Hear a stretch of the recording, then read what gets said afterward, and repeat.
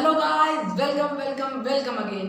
तो आज की इस वीडियो में हम लोग एक ऐसे इंटरेस्टिंग टॉपिक के ऊपर डिस्कस करेंगे जो आप लोग क्लास 6 से पढ़ रहे हैं, पर वो कहाँ से आया, कैसे आया और वो क्यों होता है ये आपको अभी तक नहीं मालूम। तो जी हाँ दोस्तों, आज हम लोग बात करने वाले हैं सर्कल के सरकमफेरेंस के बारे में, जिसका फॉर्मूला होता है 2πr। और ये फॉर्मूला ऐसा क्यों होता है और ये कहाँ से आया, तो इसी के ऊपर आज हम लोग अच्छे से समझने वाले हैं।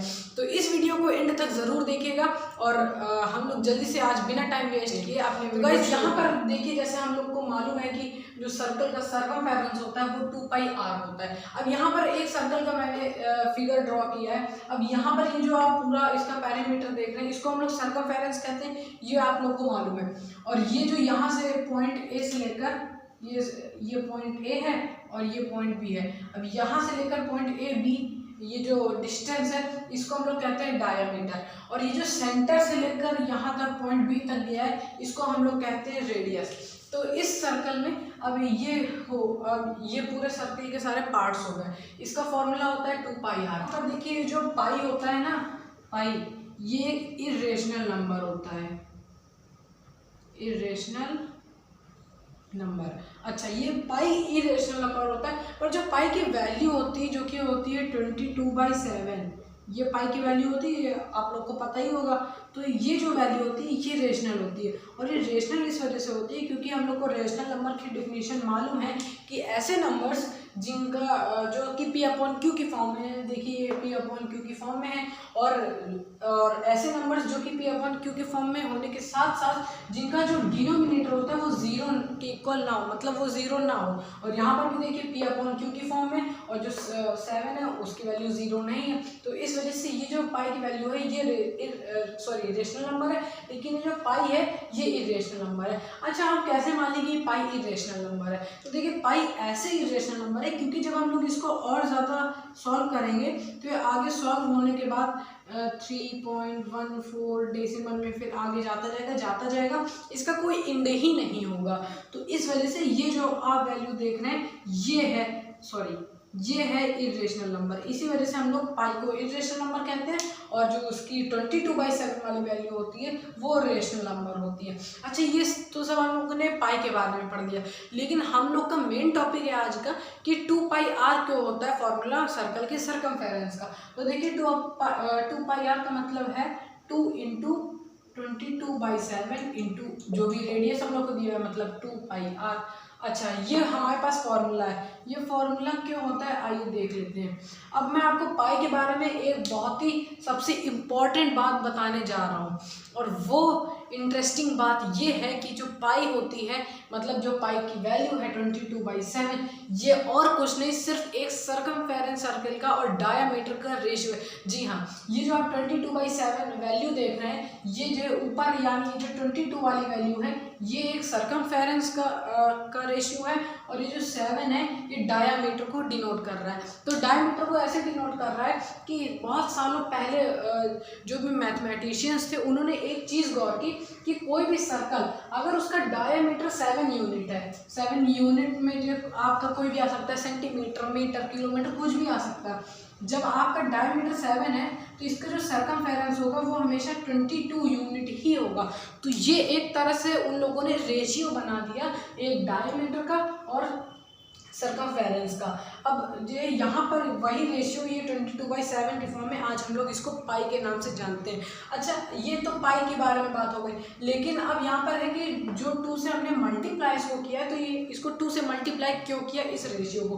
तो यहाँ पर देखिए, जब भी हम लोग को सरकमफेरेंस निकालना होता है, हमेशा हमारे पास रेडियस दिया हुआ रहता है कि रेडियस अगर आपका 5 है या फिर कुछ भी है, 4 सपोज मान लीजिए, अगर आपके पास रेडियस 4 है तो उसकी हमको वैल्यू बताइए सरकमफेरेंस की। तो इस वजह से यहाँ पर जैसे 2πr वैल्यू है, ये जो 22/7 है, अब इसमें ये सरकमफेरेंस को बता रहा है, ये डायमीटर को बता रहा है। अब हमारे पास क्या है, हमको अब रेशियो चाहिए एक सरकमफेरेंस का और रेडियस का रेशियो चाहिए, क्योंकि हमारे पास रेडियस दिया हुआ है क्वेश्चन में। अब यहाँ पर हम लोग एक काम करेंगे, इस 7 को 2 से डिवाइड कर देंगे तो क्या होगा, ये हाफ आ जाएगा, मतलब इसकी वैल्यू 3.5 आ जाएगी। तब हम लोग कर सकते हैं 22/3.5। लेकिन मैथमेटिशियंस ने इसको और इजी बनाने के लिए कि ज़्यादा कैलकुलेशंस प्रोसेस ना करना पड़े, क्योंकि ये डेसिमल में ये थोड़ा टफ हो जाएगा कुछ बच्चों के लिए। तो इसको और इजी करने के लिए उन्होंने क्या किया, इसको 2 से डिवाइड नहीं किया, हमने क्या किया, इस सरकमफेरेंस को ही 2 से मल्टीप्लाई कर दिया। तो देखिए हम, या फिर हम लोग डिनोमिनेटर को 2 से डिवाइड करेंगे, या फिर वैल्यू उतनी ही लाने के लिए हम लोग ऊपर का जो न्यूमिनेटर है उसको 2 से मल्टीप्लाई कर देंगे। अब जैसे सपोज अगर आपको इसका भी प्रूफ चाहिए तो मैं आपको बता दूं, यहाँ पर जैसे अगर हम लोग इसकी वैल्यू निकालें 22, जैसे 2 × 22/7 इंटू में, अब अगर हम लोग कुछ भी मान ले, रेडियस सपोज 7 ही मान लेते हैं, तो ये 7 7 कट जाएगा, हमारे पास आंसर आ जाएगा 44। अब अगर हम लोग इसको ना करें, हम लोग क्या करें, 22/3.5 इंटू में 7 करेंगे तो भी ये 2 आ जाएगा और यहाँ पर वैल्यू आ जाएगी 44। तो जैसे कि आपने देखा कि हम लोग चाहे डिनोमिनेटर को 2 से डिवाइड करें या फिर उसके बदले न्यूमरेटर को 2 से मल्टीप्लाई कर दें, वैल्यू वही रहेगी। तो अच्छा, यहाँ पर तो हम लोगों ने 2 वाली बात कर ली कि ऐसा जो है हम लोग 2 से मल्टीप्लाई क्यों करते हैं। अब हम लोग बात समझेंगे कि यहाँ पर जो रेडियस दिया हुआ है तो हम लोग रेडियस को क्यों मल्टीप्लाई करेंगे। तो अच्छा, यहाँ पर हम लोगों ने 2 से मल्टीप्लाई करने के बाद हम लोगों ने ये देखा कि हमारे पास एक रेशियो दूसरा बन के आ गया, जो कि है 44x/7x। अब ये जो आप रेशियो देख रहे हैं, ये रेशियो है सरकमफेरेंस और रेडियस का। ये देखिए, ये सरकमफेरेंस को डिनोट कर रहा है और ये रेडियस बता रहा है। अब हमारे पास ये जो रेशियो था 22:7 का, ये सरकमफेरेंस डायमीटर का रेशियो था। इसको जो हमने रेडियस और सरकमफेरेंस का रेशियो बनाने के लिए 2 से मल्टीप्लाई किया, हमारे पास ये 44x रेशियो निकला है सरकमफेरेंस का, और रेडियस का रेशियो निकला है 7x का। तो अब इसका मतलब हुआ कि अगर कभी भी हमारे पास रेडियस दिया हुआ है 7 यूनिट का, कभी भी हमारे पास 7 यूनिट का रेडियस दिया हुआ है, तो उसका सरकमफेरेंस हमेशा 44 होगा। ये देखिए, उसका सरकमफेरेंस हमेशा 44 होगा। ये हमने एक रेशियो निकाल लिया सरकमफेरेंस का और रेडियस का। अब यहाँ पर हमारे पास रेडियस ये कोई भी दिया रहता है, अब उसको हम लोग को बताना है।